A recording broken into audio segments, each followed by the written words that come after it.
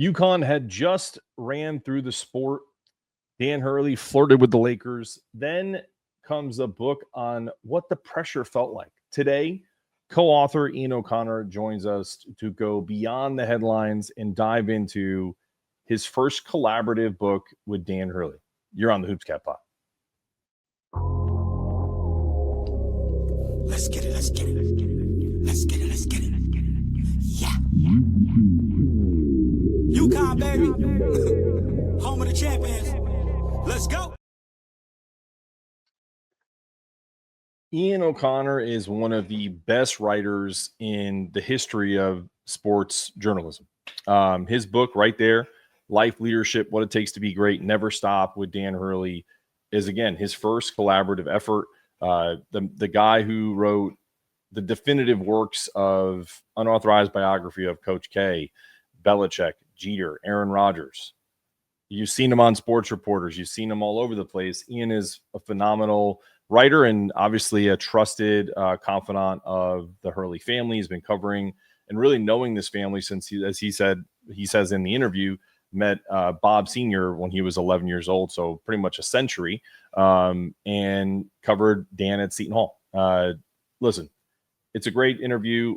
The QR code at the top here is a link to the buying of Never Stop. Go ahead and get yours wherever you get your books. It's great. I can't say enough good things about this. As someone who has struggled with their own types of mental health issues, the vulnerability of being someone who cares so much about specific things that you want to do what's best, and you want to work hard to do things for your family, and to prove things to yourself, maybe to your father, maybe it's to prove to others that you're of worth, right?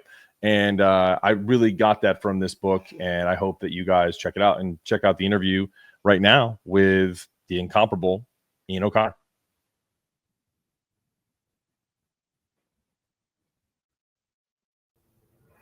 All right, Ian O'Connor with us, author of Dan Hurley's book, Never Stop. I have my copy too. He's got his right behind him there. First off, I didn't know what to expect when I got my copy. I didn't ask you about it beforehand. So when I got it and dove in, the Lakers drama comes up almost immediately, right? And I was hooked. Very well done.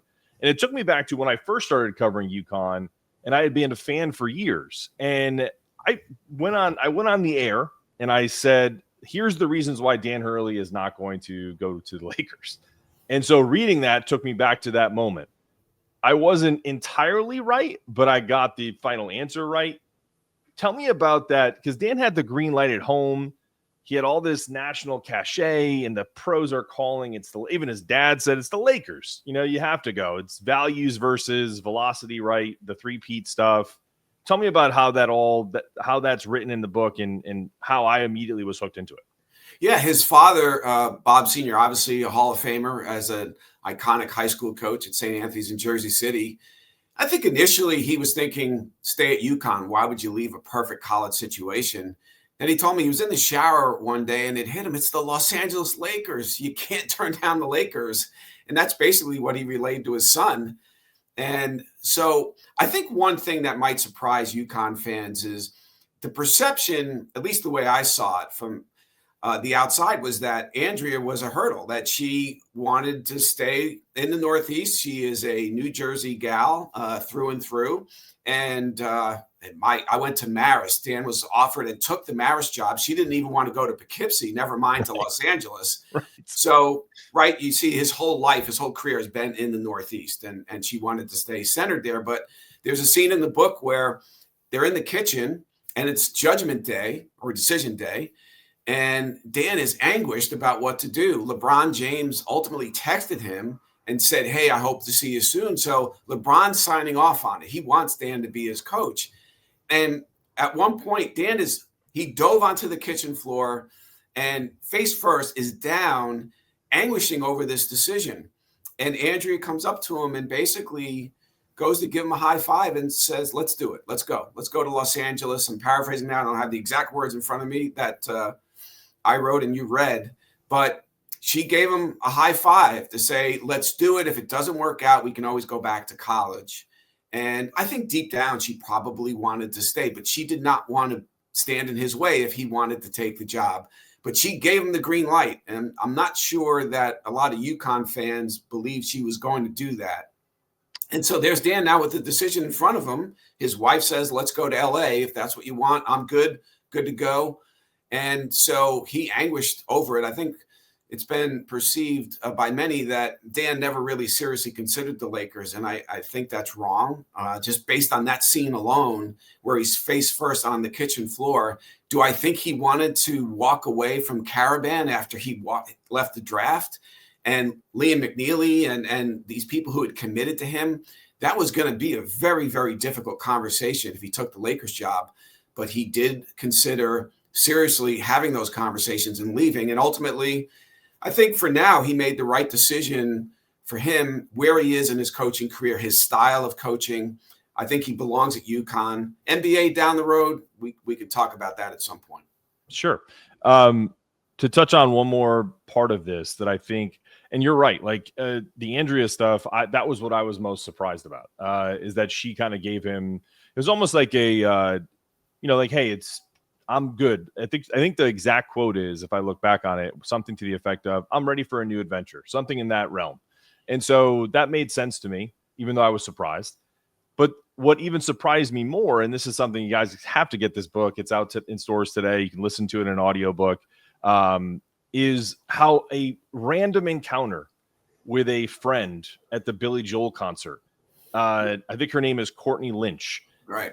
First off, I'll let you talk through that in a second here, but I think all Husky fans need to find out where Courtney Lynch is so we can send her Christmas presents this year, because I feel like without that random encounter, he may have gone.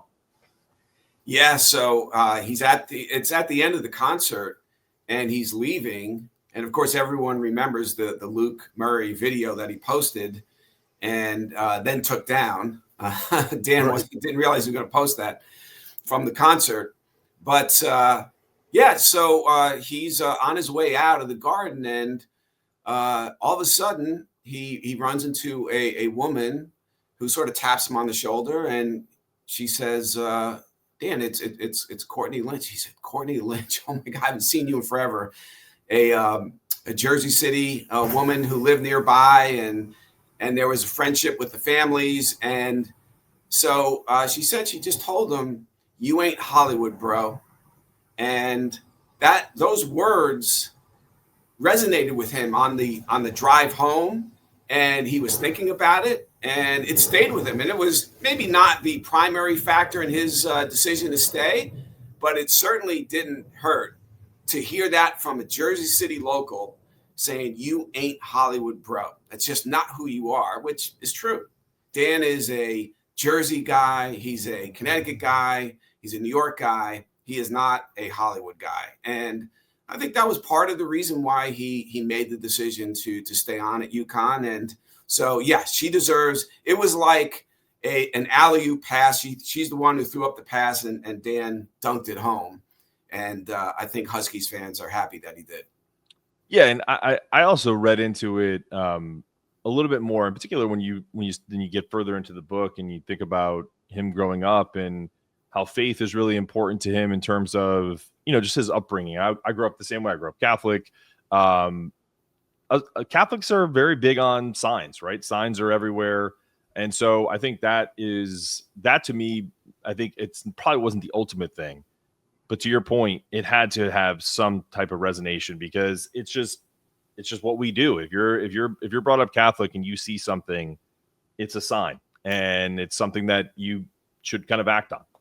Mark, if you think of it this way, if you had a big career decision to make and you were agonizing over it, and just out of the blue, you sort of bumped into someone from your hometown, someone you went to high school with, right, junior high with, whoever, who was a good friend, maybe faded out of your life, and all of a sudden reappeared and said something to you that was profound and just moved you in a certain way, and it gave clarity to what you were facing, the dilemma about whether or not to take a job or stay where you, I think that would impact you, and it would impact me. And that's exactly what happened. Courtney Lynch walked into Dan's life at a perfect time. They hadn't seen each other in years.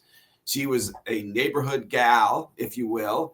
And that's how Jersey City is. Everyone knows everyone in Jersey City. It's one of the greatest cities in the country, one of the most diverse cities.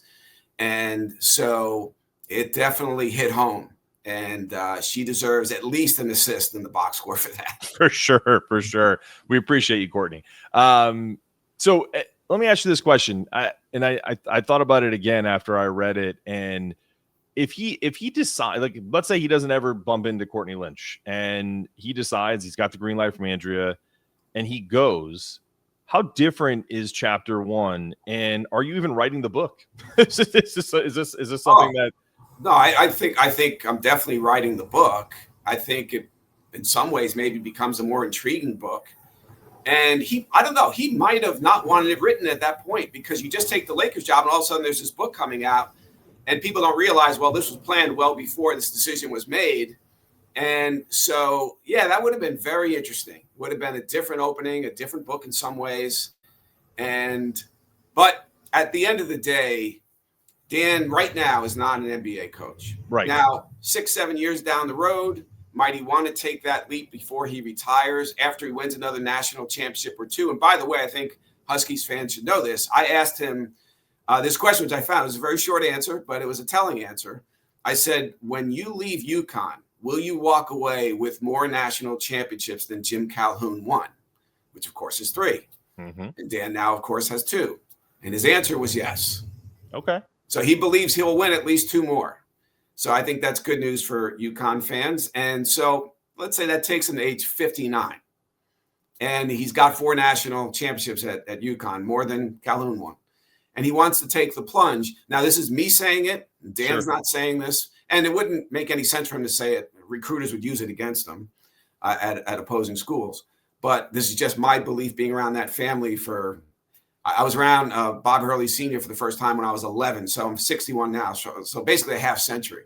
I think that it's plausible. He definitely has more work to do in stores, but that I could see him definitely coaching an NBA team in the Northeast, although, maybe not. But he grew up a Knicks fan. He loved Bernard King. If the Knicks job opened when he was 59, I think it's a plausible scenario that he would take that as his final job. That's fair. It's a fair assessment. And we are being clear that it is your opinion. We know that's not Dan talking about it. Talk to me about this idea that he, after last year, we're going to jump around a little bit because I just think there's so many good things in this book, but you don't have to necessarily go in chronological order. But the thought process of him almost taking a gap year or talking to a TV executive about maybe doing some commentary. Is that, how real was that? What was your take on all of that? And talk to us about that piece in the book. Yeah, that was fascinating, because that feeling, that sentiment that he expressed to me was really later, second half of the season, but we had multiple conversations about it and how he was feeling. And I really think that was a product of a few things, Mark, where it was, when you go back to his high school coaching days, and he coached so passionately and with great intensity, even in high school. And he just doesn't know how to do it any other way, nor does his brother or his father. And so you're talking about basically 30 straight years of coaching with no break. And I think that, combined with how challenging a season it was, thinking we're going for a three-peat, and then clearly realizing early on, this is not a national championship team. We got to make the best out of a situation here that is not ideal. And I actually believe he did. Also, the criticism he took for his behavior in Maui, and the game, obviously, where he's caught on camera saying, I'm the best coach in the bleeping sport. And so those things all conspired to put him in a place where he felt burned out. Where college basketball and college sports, not his heading, is where they are right now in terms of how you build a roster, not through relationships and not recruiting somebody. It's just a checkbook. How much are you going to pay a kid? And that determines what your roster is going to look like. And, those of us of a certain age just can't even relate to that. But I think just all those things, the feeling burned out, very challenging season, not measuring up to the UConn standard, the national criticism of his behavior on the sidelines this year, put him in a place where, do I need to take a gap year? Do I need to walk away and just do some TV, get away from living and dying with every possession, every single night, treating every day as Game 7 of the World Series. Do I need to step away from that? And he has some very serious thoughts about that. This was not something that came and went. It wasn't a fleeting thought. It was because we had multiple conversations about it over the weeks. And so, listen, he has a better roster now. I think early in that process, when he realized things were coming together with the team, that he wasn't going to confront some of the same problems that he did with, hey, the roster, he put it together for last season. Right. I thought he was a better coach last season than he was a general manager of that roster. There were obviously flaws in it built in, and that was his doing. So I thought he tried to outcoach his GMing, and largely did. I mean, if it's a terrible season by your standards, losing to the eventual national champion in a very tight game that could have gone UConn's way in the second round of the NCAA tournament, that's pretty good. So I think this year is a real big bounce back year for him, and I think they'll go deep. So if they're in the Final Four, I'm sure he'll look back on it and say, man, I was crazy even thinking about the possibility of walking away and taking that gap year. But those thoughts were very legitimate, very serious. And again, UConn fans happy he went the other way. For sure. This is kind of an overarching theme throughout the entire book. And I wanted to ask you about the writing process of how you two balanced, the vulnerability that he shows with almost making it feel like less about weakness and more about just wanting to get people to understand that this is who I am. This is who I want to be presented as. That's got to be a very delicate process when you're talking about some of the dark thoughts he had. Even when we go back to his college years, eventually, just talked about that kind of overarching theme in the book. I think it's coming to a place, Mark, where you realize that having these weaknesses and things to work on, admitting them is a sign and show of strength. And he wanted to pass that on to his players, to let them know it's okay to have problems. I had them in college. I mean, it's in the book. There's one night where he's driving back to Jersey City. In his mind, is a failure at Seton Hall, having quit the team, where he's thinking of driving off the road and harming himself. And, he had very, very dark and grim times and thoughts as a student athlete at Seton Hall. And I think meeting Sister Catherine Waters, who is a counselor at Seton Hall, the nun there, who really helped him value himself more as a human being than as just a basketball player who wasn't as good as his brother, and feeling the burdens of being Bob Hurley Sr.'s other son. Right. That's how Dan looked at it. Right. And he was constantly playing what he calls that comparison game, and he was losing in that game. And it was driving him to the brink of these really dark thoughts and places. And so it was meeting Sister Catherine. It was meeting his wife, Andrea, at Seton Hall. It was also getting a coach for his last 2 seasons, Georgia Blaney, who was more holistic than his approach is more holistic than PJ Carlesimo's. And so that brought out the best in Dan as a player. His last 2 years at Seton Hall, he averaged 14 a game. It's not easy to do that in the Big East. No. It's not easy to score 1,000 points at the highest level of Division I basketball. He always says he sucked as a player. I watched him. I covered him. I saw him beat St. John's in the Garden with a 3 at the buzzer that sent that game into overtime. Then he hit another 3 in overtime to put it away. Dan did not suck as a player at all. He was invited to the Portsmouth Invitational Camp, which was a serious camp back then for pre-draft NBA prospects, and he turned it down.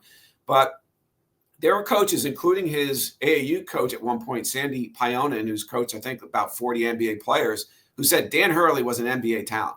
He had the ability to play in the NBA, and it just didn't work out. He didn't have the same drive and determination as his older brother Bobby did at Duke and beyond. And so, but I think there are people who believe he was more talented than Bobby physically. So, yeah, I think this book, really, he wanted to help people. Yep. And he wanted people to read about his struggles as an athlete in college and as a coach. And to this day, he still needs to work on his spiritual side, his emotional side, and whether it's yoga, prayer, meditation. Dan is always working on himself as a person, and he tells his players about this process that he goes through so they know it's okay when they have issues. The other thing is his time. And when you're coaching Gen Z kids, you show them your love with your time. Sure. And Dan is on campus 11 and a half months out of the year and always available. The way to inspire kids of this generation is to show them love. You can coach them passionately. You can get in their faces in practice. They'll let you do it if they believe you care about them as a human being. And one thing that Dan does not get credit for nearly enough, is the way he coaches and treats them behind the scenes. And I was surprised by it, to be honest with you, Mark. I didn't know that holistic side of Dan's approach before I started this process. So hopefully people get a chance to read this book and we'll see that there's a great human side of this monster they see on the sidelines. That is the reason why he's a back-to-back NCAA champion. No, I think you're spot on. I don't think he does get enough credit because let's face it, man, we live in a world where when you talk about his outbursts more than, him putting his arm around, Solo or Jalen or any of the guys that are currently on his team that helped snap him back into why he started all this, that doesn't sell as much, right? I think that's part of it. But I think one thing that is interesting and again, to kind of put this all together is, for me, this book, honestly, you're saying he wants to help people. I cover the team. Great. I have this, new media podcast network and all that, but this was a joy because it kind of took me away from what I do on a daily basis and just kind of got to read about the man that I cover and, probably talk to a few times a year. Right. So it was great. And I think but I still feel the chip on his shoulder in every single word in the book. I think that's what I wanted to mention too, is that, there's a quote in it. I think it's early on in the book. It's written about the condescension he felt in handshakes of coaches he felt in high school, that boulder-sized chip on his shoulder. He's quoted as saying, "I want to show all the people who doubted me, all those coaches who shook my hand with palpable condescension." The way it's written, and kudos to you, you capture his voice, but you also capture someone that's incredibly self-aware. Can you talk about that just generally? Yeah, it's interesting that when he was a high school coach for the better part of a decade, and what angered him, two things. One is the way sometimes college recruiters would come into the gym and treat him like a high school coach. And he felt like, I'm better than you right now. Right. You're making X amount of dollars per year. You're at this prestigious Division I university, and I'm at St. Benedict's Prep in Newark, and I'm better than you right now, and you're treating me like a chump. And so that drove him crazy. And so, yeah, that the condescension he felt, that superiority complex that he felt from others, and that bothered him, that he was in a place where I believe right now I could go to your school and outcoach you, and I don't have that job. And so that chip really is still with him today. He could win 7 national titles. That chip is always going to be there because he's a Hurley and he's been doubted, and he's always been the other Hurley and the son of and the brother of. And it's fascinating now that he's at the top, really, of the mountaintop in college sports. And his brother hasn't gotten there as a coach. He was an All-American player at Duke, obviously a 2-time champion, an NBA lottery pick. And I believe Bobby would have been an all-star in the NBA if he didn't have that near fatal car accident that was not his doing. But Dan now is the Hurley and still has that chip, still believes every day he's got to prove something to somebody. And I think that does really radiate off the pages of this book. And I don't think that will ever go away. He could win those 2 national championships and pass Calhoun and get to 4 and then go to the NBA and win 2 NBA titles. He'll still have that chip on his shoulder. But that's just who he is. And there is no amount of winning that will ever change that. That's true. And so that actually leads to another interesting conversation that you kind of chronicle on this, about how everyone was talking to him about his behavior, but and how to understand that there's joy behind just winning championships. But it's a meeting with Geno Auriemma that really kind of, I think he wrote so you guys wrote something to the effect of, there was gravitas behind the voice from across the way, essentially, right? Yeah. So, talk about that and how he's learned a little bit from his counterpart at UConn. Yeah, and it's obviously the Maui experience was a total unmitigated disaster. Mm-hmm. Dan's behavior was the number one story in not only college sports and sports, really, coming out of that. And beyond the 0-3 showing in that tournament. Yeah, and Geno at some point just said to him, if you're only coaching, you're coaching angry.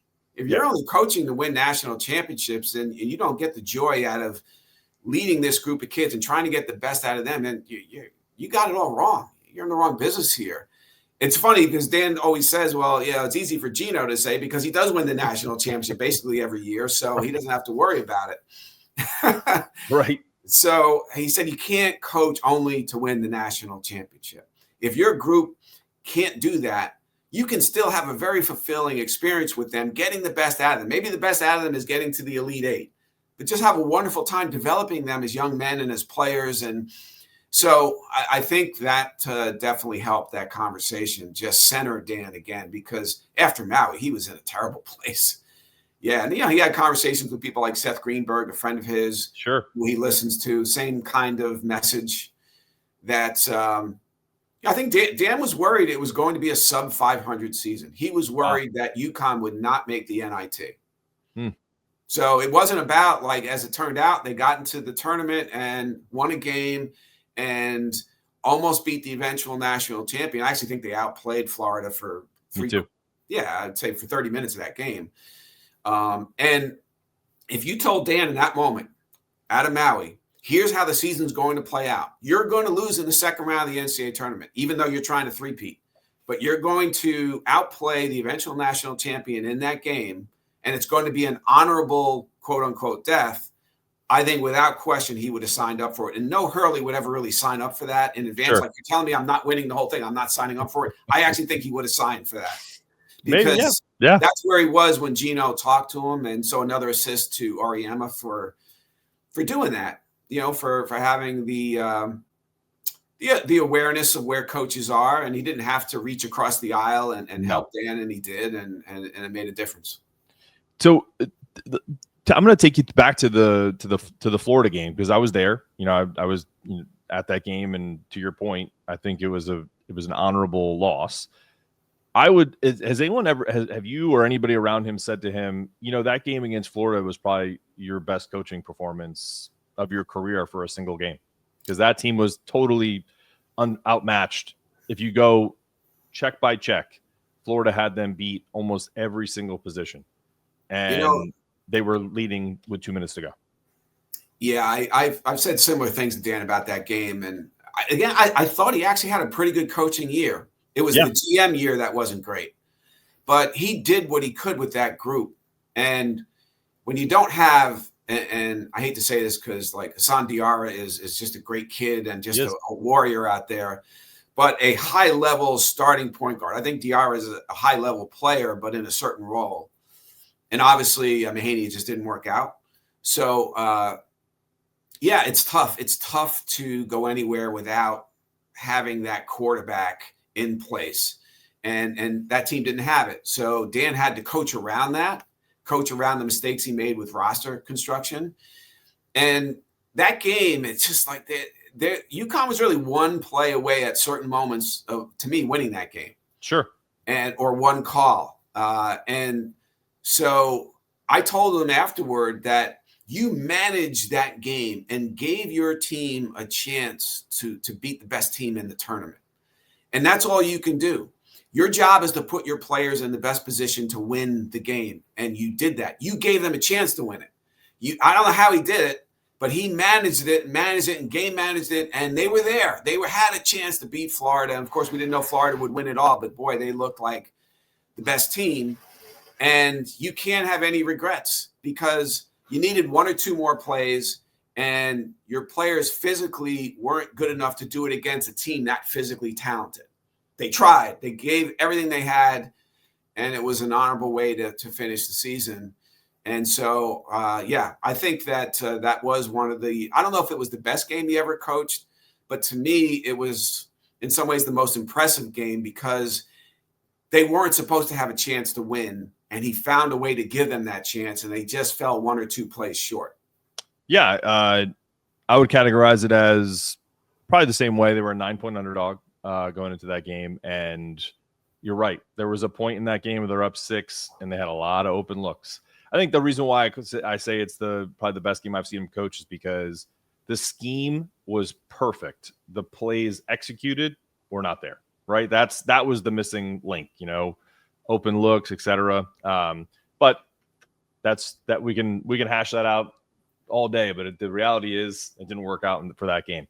But yeah, I wonder. I say that because how long did it take him? And I was, of course, the unfortunate media member who asked him a question around his team that made him cry.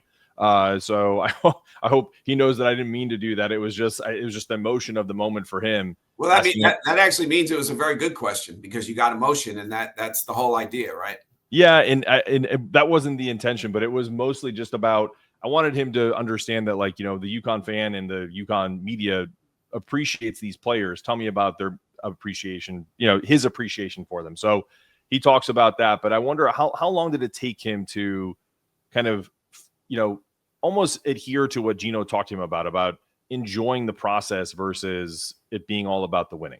I think it went back and forth during the season. And I think he came to terms with, okay, this team's not winning at all. And then he'd see flashes. Well, wait a second. Maybe, I go back to that Baylor game, which to me, Aiden Mahaney made arguably the 2 biggest shots of the year in that game. He off the bench. I don't believe he started that game, my recollection. But he did make a couple of big threes when they were down that I felt like there was one in particular. Man, looking back on it, I don't know if this team loses that game, I don't think they make the NCAA tournament. I think it really could have gone south. And so I hope Mahaney over the course of the season, and even now that he's no longer at UConn, remembers that he did make a valuable contribution to that team. That in that game had to be won. But I think, there were stretches of the season where in the Garden against Gonzaga, and they were, maybe that we can make a run in the tournament, deep run. Sure. And you look at the way, if UConn beat Florida, the way the draw opened up, all of a sudden now it's like, maybe we can get to the Elite Eight or the Final Four. And then, all bets are off. Right. Now, all of a sudden, sort of that UConn aura comes back and elevates players who are now gaining confidence.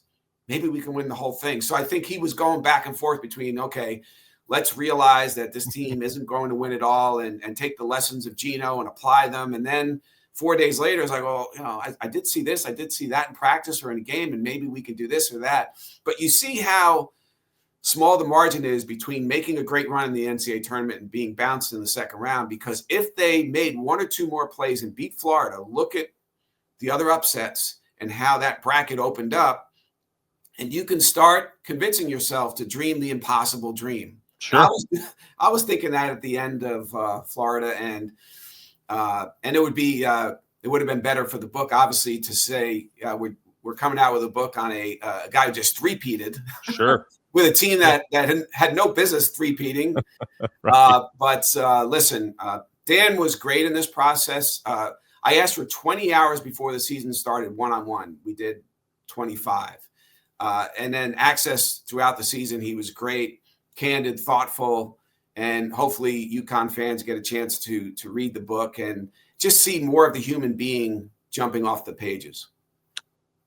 I wanted to ask you, you've answered a question about the differences between your other books. You've written definitive books on Jeter, Coach K, Belichick. This is obviously a different style book because it's a collaborative process, but you're also with someone that's incredibly self-aware.